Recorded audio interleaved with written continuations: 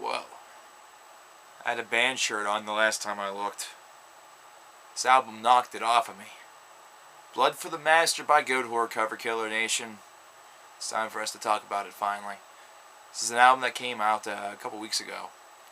Actually, no, it was last week, but it was a couple weeks ago in Europe. And this is the album that a lot of people have really wanted me to talk about. And I've had a lot of requests ever since its release. And prior to its release, that I would be able to kind of put my opinion on it, put my spin on it, and I finally got the opportunity to listen just a couple of days ago, so now I get the opportunity to talk to you. And, wow. Goatwhore has always been a band that's been a nice death thrash hybrid that also has a little bit of a blackened element to their band, or to their sound, rather. And this has been a band that has really been very, very good here in the American scene for a number of years now. First couple of albums are a little bit more raw. The last two, this one and the previous one, have kind of diverted a little bit away from the raw format. And this one, Blood for the Master, is one that really shows that in a large, extreme fashion. And the diversion is not so huge that it's a low dividium retardation. No. What this really is that they're just kind of, throughout these years, what they have done is they have kind of crafted and worked at their music and have kind of seen the spots where it's kind of lackluster, or the spots where it doesn't seem to work as well, where it seems as though maybe the album starts to lag a little bit, either that or really starts to seem to be a little bit overbearing or underbearing, all depending, and have worked to tweak the sound a little bit and work at it and work their best to make an album that is flawless. And that's what every band should really quest for, because your debut is never going to be flawless. There's always going to be things that you can improve, things to make it better, even if, for example, a couple of years back, Communic won the Album of the Year for me in their first debut album for Conspiracy of Mind, and yet there were still a lot of things that I felt that they could have done better. A lot of things that could have made it into that legendary status instead of just Album of the Year. Instead, it would have been like legendary status. But with this album right here, Goatwhore really starts to craft a masterpiece. And the reason why is because of something that I mentioned in the Stamina review yesterday that I'm going to reiterate today. And that's in the fact that the riffs that they're able to concoct for this beast are, and the word is once again, just a terrible example of, you know, what the English language really is all about and the way we conceive things and perceive things.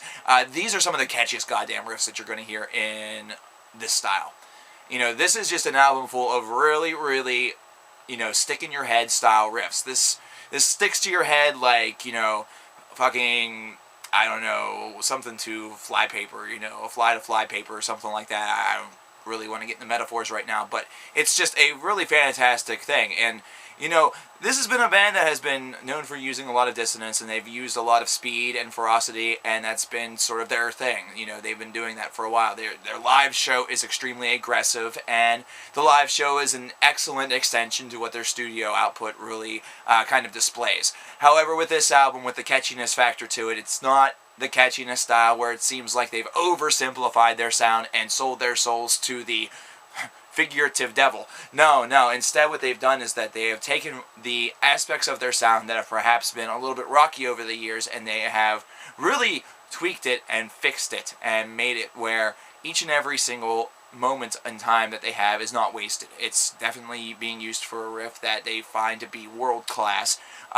Everything is just delivered in a very ferocious fashion. There's nothing on this album that really has any sort of hesitancy to it. Everything feels very efficient. Everything feels extremely well calculated. This is a very, very meticulously thought out and presented album. Very cerebral. So that's something that makes this album all the better.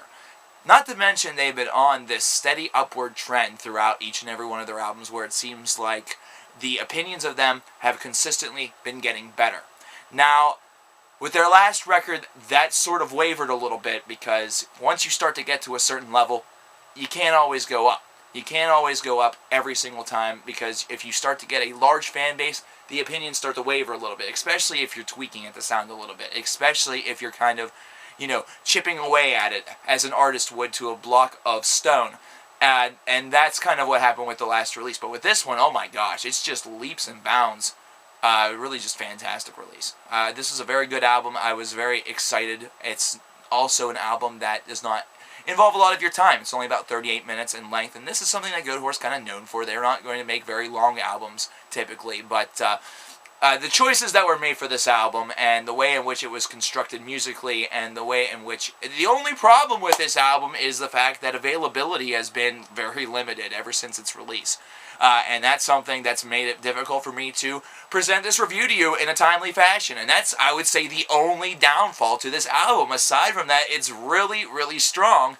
And it's almost too bad, because this is a strong album that really deserved to have early press. It really deserved to have, you know, kind of it be heralded to the heavens. That way people can rush out and buy it. For those of you who that maybe, you know, watch reviews before you buy things, and...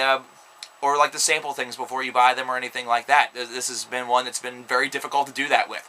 So I'm going to tell you right now, 8.5 out of 10. This is an album that, if you're going based off of just what I say, you don't need to try before you buy. Just go out and buy if you can find, because this is an album that will certainly satisfy you, especially if you are a fan of death thrash or black thrash. I mean, this is just one of those albums where they've tweaked everything to the right levels, and it shows. It really shows in the representation. These are just great songs.